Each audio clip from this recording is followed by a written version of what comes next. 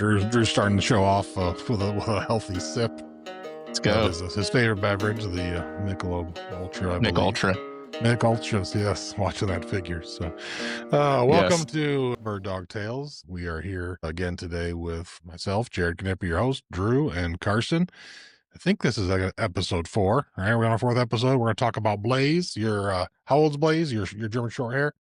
Blaise will be 13 this year, so he's entering the twilight of his life, I think. 13. Got a lot of great stories there, though. So. Yeah. We got the dogs on the show. The stories about the best dog you've ever had. Sometimes that's the dog you currently have, and I can vouch and say without a doubt, Blaise is one of the most distinguished short hairs I've hunted over. I actually like hunting over Blaise. It's not always the case with some pointers, and we all got our thing. And like I said, I moved to that Swiss Army knife theory about hunting in the field. But I know you got a long tradition of pounding grouse down in southern Indiana with your grandfather and Southern Ohio. Yeah, southern Ohio. So Carson's got a few questions for you about your relationship with your grandfather and how he got you into this. Yeah, I know you're obviously influenced by your grandpa being out there. What dogs did he have? And, what made you end up with GSP that turned out to be Blaise? What an incredible dog. Yeah, so Grandpa was he was a pointer guy. He hunted southeast Ohio, Hocking, Fairfield, Perry, in his counties, from the late 60s all the way up to the late 80s. And, after the war, a lot of homesteads in that region and a lot of farms were abandoned. So you ended up having a few decades there of really just prime grouse cover, just covered in greenbrier, saplings, stands of that nature. And, he hunted down there for the better part of 30 years. He was, for the most part, a Brittany guy. He had a couple of setters and English pointers over the years, but his most distinguished dogs were Brittany's. And back then, the name of the game was just, hit the ground running, kind of like Bob and Jared do with their springers, and just covering ground, as much ground as possible. And he and his buddy Tom Harmon, who was a setter guy, hunted for years and years and years all over the place down there and killed hundreds and hundreds of grouse. And it's a sad story because that whole region now is almost extirpated with grouse now, and it's a sad thing. But I grew up, hearing the stories of Grandpa and his dogs. But, by the time that I came of age, 12 or 13, Grandpa, because there were so few grouse anymore, had kind of moved into bow hunting and turkey hunting as his main forte. But, he and I would get out in the late 90s and early 2000s and, pound the hills without a dog and, expose me to the upland scene and to, experiencing my first flushes, because in late 90s, early 2000s, that you could still get out 2 or 3 hours and flush 4 or 5 birds. And so, from that first flush on, I was just, something in my DNA triggered. And ever since then, something has taken hold of me as far as the upland scene goes. But I didn't get into, the time of my life to where I could have my own dog until my late 20s. I moved from Southeast Ohio up to Fort Wayne to attend seminary, and I did a master's degree at the seminary here, and got my first dog while I was at school, and just was looking around online for any local places that I could get to get my dog to get some training, and stumbled upon Barbarossa up there in Albion, about 45 minutes from Fort Wayne. Got a phone call from Bob one day and brought the dog up, and he was probably a year and a half old at that time. The rest is kind of history from there. I've kind of been a gadfly around the kennel for 11 or 12 years now, and just You never left. Never left. Can't get rid of you. Foot on the grounds, and kind of been kind of been the sponge around these guys ever since, just helping out here and there, and really become like family to me. And so, yeah, and so it's been 12 years with Blaise now. Went through Bob's initial training program, and never looked back since. And he's just been a phenomenal dog, and tons and tons and tons of memories with him, and just an extremely naturally talented dog. And so I'm excited to get in and share some of those memories with you guys. Yeah. Yeah, So just- go ahead, Chris. I was gonna say, I just want to say I've killed my first wild rooster over Blaise. So Blaise will always hold a special place, in my heart. Is there a story that comes front of mind about Blaise that you always want to share and tell people? Yeah, there's so many stories that it's hard to narrow one down, but I think the one that sticks out to me the most, and maybe the one that sticks out to you guys the most, because you were right there with me. This had been maybe 5 or 6 years ago up in the Indian Hills in North Dakota, around Lake Sacagawea up there. And gosh, it was late Sakakawea. It's Sakakawea. Sakakawea. What? Yes. It's not. It's supposed to be the Yeah, don't listen to how name, Dad and not says it. Don't listen to how Dad says it. Yeah, and so it was late November, and there had been some snow on the ground, and we had been pounding it for 3 or 4 days, hunting really hard. A lot of miles on our legs by that point. I think this was the last day of our hunt, or the second to last day, maybe. And I specifically remember that hunt because I had made a trip back home to Southeast Ohio the week before to the Rocky Boot Outlet in Nelsonville. And I had been wanting to get a pair of Danners for a long time. And on their clearance rack, they had a pair of boots that looked like they'd be comparable to Danners. And I bought them. And that entire hunt, my ankles were probably hamburger. I mean, it was just the most painful 4 days of my life, just agony. But, when you're hunting like that, you just soldier on.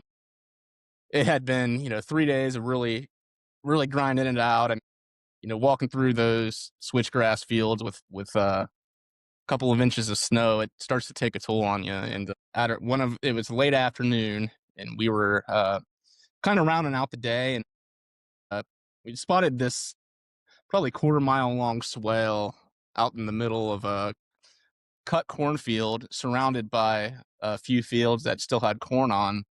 But it just looked great. It looked, kind of picturesque, almost like a Wild Wings painting of a swale with some switchgrass at the end of it. And we're like, okay, well, let's hit this real quick. Let's buzz this swale and put all the dogs down. I think maybe 4 of us ran that ditch from one side to the other, but put Blaise down. And as kind of his signature move, I mean, when we're hunting pheasants, he does this thing with his tail. When he starts getting wisp of scent, you start to know something's up. And we're working this field, and you guys have and I'm on the corner, like we got 4 of us across the swale, and I'm on the right side, on the lower side of the ditch, and we're pushing it. And he's getting birdie. He kind of locks up, flash points a couple of times. At that time, I'm signaling to you guys, hey, we got something going on here. You guys take your flushers up there as well. And we kind of all circle around because we have this kind of setup where Bob usually walks to the end of the field and blocks the end of the field, and he's out ahead of us. But we get up to the kind of the pinch point at the end, and Blaise just locks up, and I'm signaling to you guys, hey, point. Everyone kind of mans their position, and we're kind of circling around, like coming around to where the final little bit, 5-10 yards of switchgrass is. And he's locked up, and saying, point. Everyone gets up, gets ready. I walk in there, and this bird holds so tight, like much tighter than you would expect any wild rooster to. And he flushes right at my feet, right up, like a bottle rocket. And I turn, I swing, shoot, hit the bird, and feathers start just falling everywhere, like the first snow of the year, just like a pillow fight. Yeah, and you, in fact, you coined a term, pillowcasing, where it just looked like you had a pillow fight and feathers are falling down everywhere. But thought I missed. That bird just flies straight up, levels off and just flies away. And we're all just sitting there looking at each other. A couple more shots ring out, but at that time, it's just like Hail Mary shots. I look over at Blaise, and he just kind of does this one eyebrow raise thing. Like, are you kidding? Like, are you serious right now? This is the best setup of the entire hunt, and you blew it. And we're all just kind of dejected, looking at each other. Nobody says a word. We're just watching this rooster fly away. It gets about a quarter of a mile away or so, and this bird just folds and falls to the ground like a bowling ball. And we all look at each other like, no way. This actually just happened. One that we thought got away was probably going to be one of the biggest disappointments of the hunt. Automatically just gets turned around into jubilation, and we're all just, high-fiving each other, excited. So I run out there with Blaise, a couple of people marked it, and we're like pointing to each other from half a mile away on, no, these birds back this way, it fell this way, it fell this way. And finally I get up to it, and that bird is dead as a doornail. I don't know how it made it that far without without folding. That hunt will forever stick in my mind. I mean, I remember every single bit of it from the time we put Blaise on the ground to the very end, to the flush, to the shot. It will forever be, one of my greatest memories, and probably, one of the favorite times I've seen my dog work. Is it was kind of just a textbook, at least as far as we're concerned, as far as hunting pointers with flushers together. I mean, it couldn't have been executed better. And just the way that we ended up with the bird in the bag at the end, it was just, it was something I'll never forget. So. Yeah, that if you go to our website, birddogtales.com, that is Drew's picture. That's the picture that I keep on my phone of Drew. So every time he calls me, that's the picture I get to see of that, him, Blaise, and that lone rooster. It's funny you say that. We've had that happen a few times with birds. We had one hunting up here by Angola, Indiana. Dad shot a rooster, the same thing. It lined out, 400 or 500 yards, ran into the power line, folded, and it killed itself on the power line, and was sitting by the edge of the road. He'd wounded it, the same kind of thing. It's sailing off, it hit that power line, and that was its undoing. We walked back up to the truck, and I still chalk that one up to Grandpa still being with me, using his gun. Wasn't gonna let that one get away from me. Yeah. Talk a little bit about that specimen of a weapon that you carry. Yeah, Grandpa back in the late 70s bought a Spanish AYA side-by-side sidelock 12 gauge that I shoot as my full-time gun now. And it's such a unique piece, because if you look at the barrels now, you can still see imprinted where he used to carry the gun. I mean, there's just something almost mystical about carrying something that your grandpa used for so long and is still in the family, and still carrying on that legacy that means a lot to me. So yeah, still hunting with Grandpa's gun, still taking everything that he taught me out in the field, and continuing to live this lifestyle, and carrying it forward into the future is something that, almost feel like I have a duty to. I think it's part of the philosophy that we're trying to cultivate here is continuing to carry this tradition that we love so much into the future. And so that's something that's really near and dear to my heart. Yeah. I mean, there's some post-hunt days. It's a little bit sunny. You'll see Drew wearing his grandpa's old Ray-Ban shooting glasses that are probably worth about as much as that shotgun, and occasionally some vanilla tobacco in the old pipe. Yeah, the old pipe. It's something really special. I mean, and just having a group of friends to do it with, there's really nothing better in the world. So wouldn't trade it for anything. I feel really blessed to, have a solid group of hunting friends and be able to do things like this, and hopefully carry it on into the future for many more generations. And so, yeah, it's a lot of fun. Yes. So I know Blaise is like your permanent fixture in your house. Like, how is a dog like that like bonded to your family, and how's he do? Yeah, if anybody knows anything about short hairs, they're not exactly known for having that off switch to transition from field to home. But Blaise is kind of a Frankenstein in that sense, because he's always had that off switch. He's always been able to, to transition from field into the house without any problems. He does get worked up quite a bit. He's kind of a Velcro dog. He's hard. He's has a lot of separation anxiety, but he's just he's a phenomenal family dog. I mean, everybody in the family absolutely adores him. And it'll be a sad day when he's no longer with us anymore, but he's never had a problem with that. My other short hair Maggie's a permanently outdoors dog, and just temperamentally nothing alike. I mean, Blaise is kind of a phenom in that sense, which I mean you guys have seen too. I mean he's always been very very good about that, and just blending into the family. Yeah, yeah, he's a hell of a dog. He's just fun to be around. My favorite things about Blaze are when we do hunt them, and you mentioned it before, that flusher, a pointer kind of thing that we kind of have, we think mastered. Probably not, but in our own right, we think we're pretty good at what we do. At least, at least the weeks that we're out there. As long as the birds are there, that's always a thing on any given year. But I always like how he works those edges out in front, he creates a lot of opportunities because of the way he covers ground Mm-hmm. for us down in the stuff in the garbage. But he um tell the 6 Mile Creek is a story I'd like you to tell. The rooster that sailed, and he never breaks, right? Tell a Mm-hmm. little bit about a story where he broke and come back with that bird and that 6 Mile Creek. Oh, when he came back with the juvenile. Yeah, the juvenile Oh, rooster. jeez. Yeah. Yeah, we had just wrapped up a hunt, and I think we were actually loading dogs into the trailer at that point, and we're trying to heal everybody up and get everybody back to the truck to head off to our next spot, and we're walking back, and I'm hammering the whistle, and he's usually pretty great about heeding that and coming right to heel, but he would not come back at all.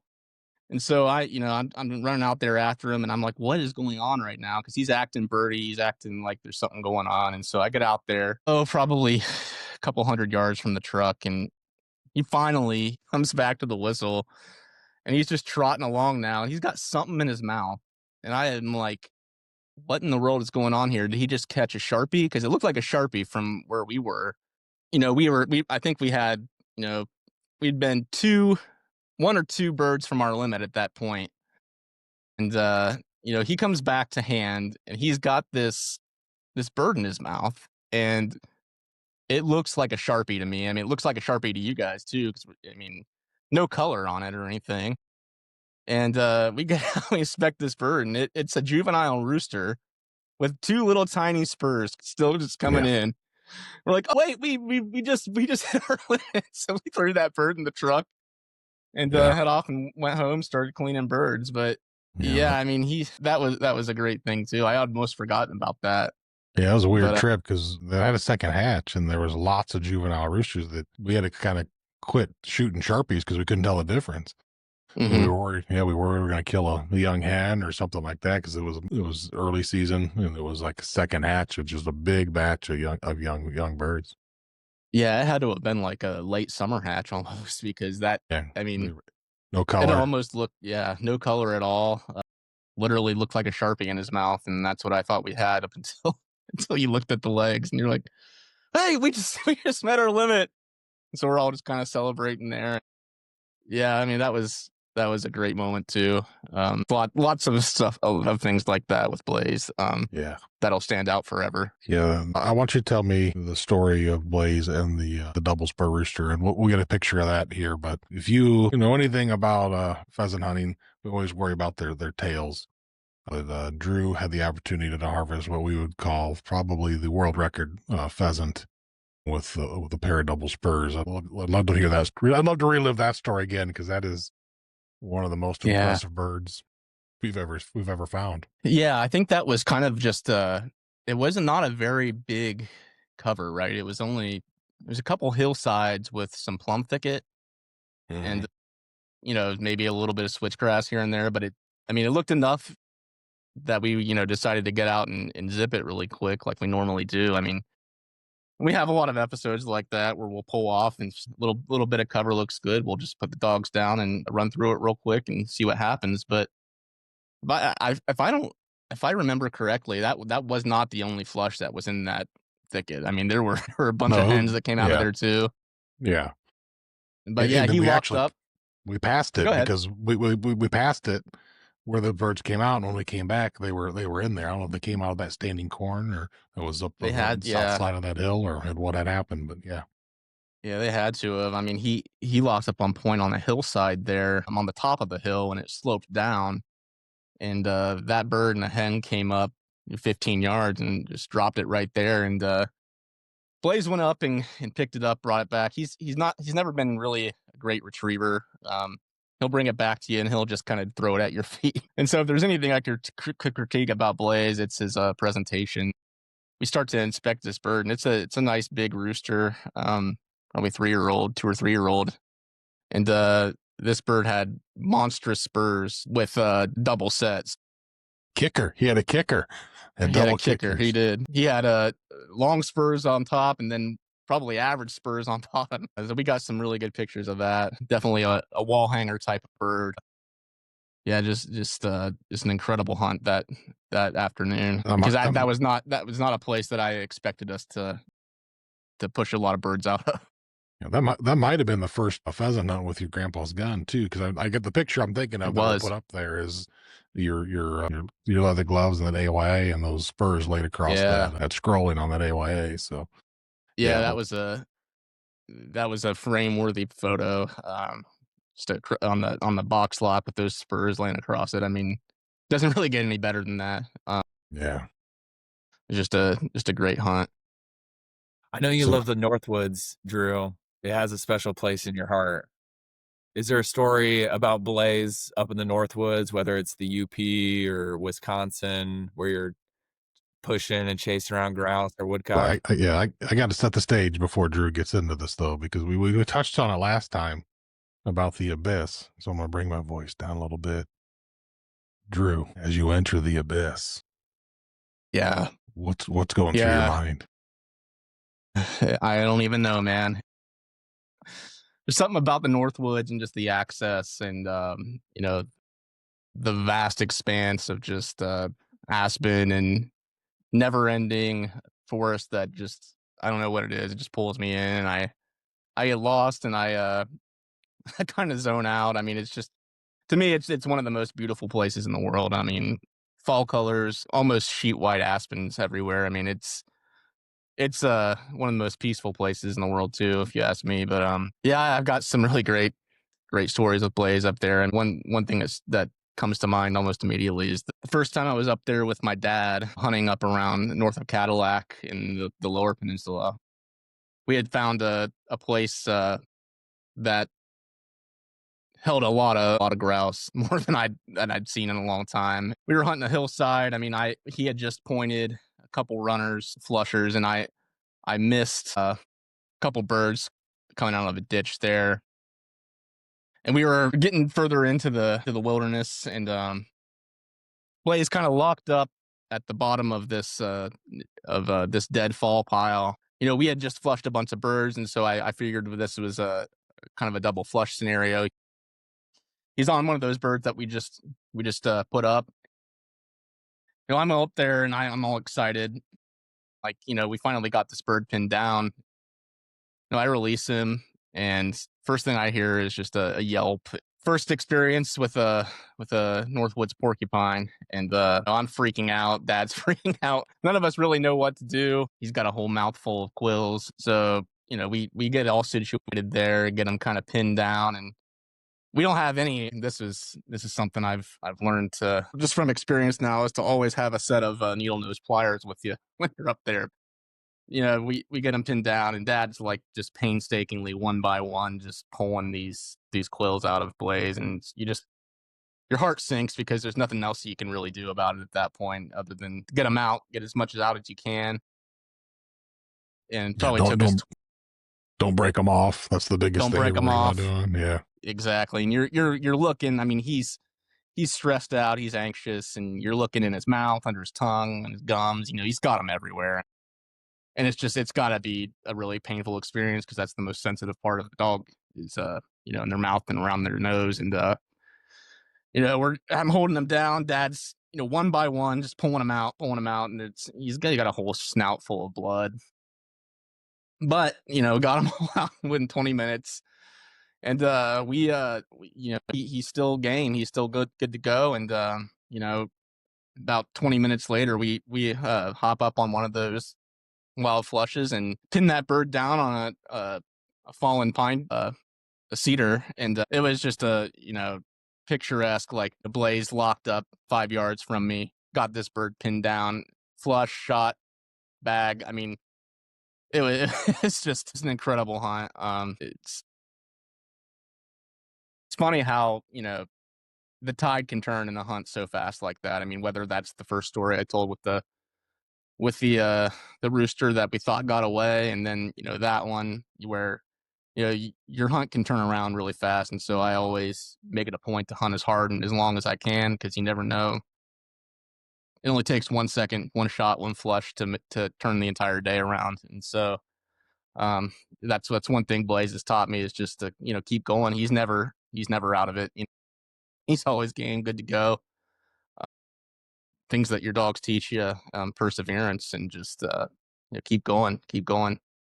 If he's not out of it, I'm not out of it. And if if he can get swatted by a porcupine and still be good to go, who am I to say no at that point? Yeah. Yeah. I'm looking forward to the Kansas trip, which, you never know when it's your dog's last hunt, but we know it's ticking away. And we made a trip there a couple years ago and didn't get into many birds, but relocate a little bit, and numbers are a little bit better. So I hope we get a few more stories to tell about Blaise as we head off to Kansas here in November sometime. Yeah, I think in any closing thoughts, like, one thing that stands out to me about Blaise, and probably always will, I mean, your dad always told me every man gets one phenomenal dog in his lifetime, and unfortunately for me, I think it's going to be the first dog that I had, because he'll be forever the dog that I compare every other dog to. Yeah, that's as true as you can get.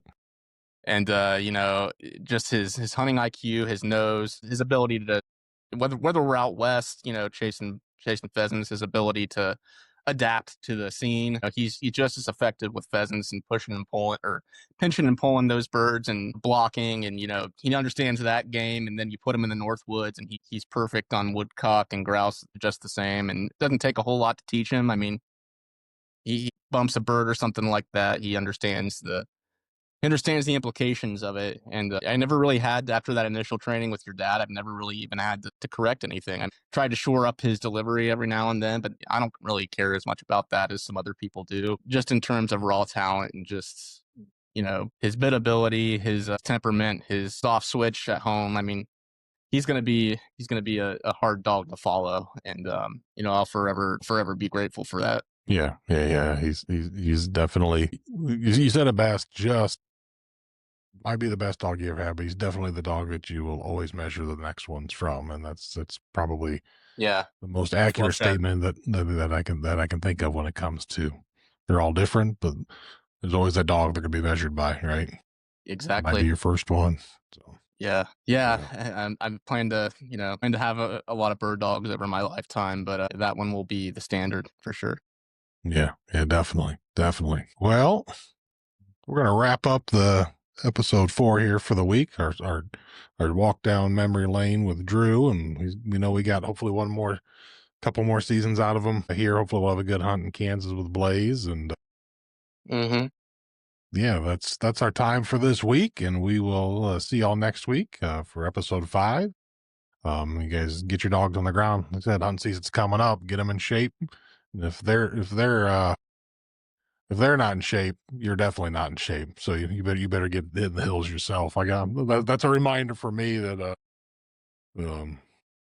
like Drew said, we're not sponsored by Danner, but I kind of get weepy every time I get rid of a new pair of Danners, and I'm on year 2 of these pair. I need to get them laced up and get my own butt back out in the field hiking it off, so I can enjoy how I find my dogs this fall. Get the old catcher's mitt oil and yeah. Wrap a rubber band around it, throw it in the toilet or whatever you need to do. Get them broken in, but get them broken in. I keep them. I keep them in my office now. I take care of those Danners. I don't leave them in the garage.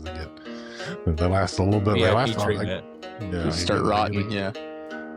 So, all right. Well, thank you guys. Have a great week. Like I said, get those dogs at the ground. See you next week. Yeah. Good night.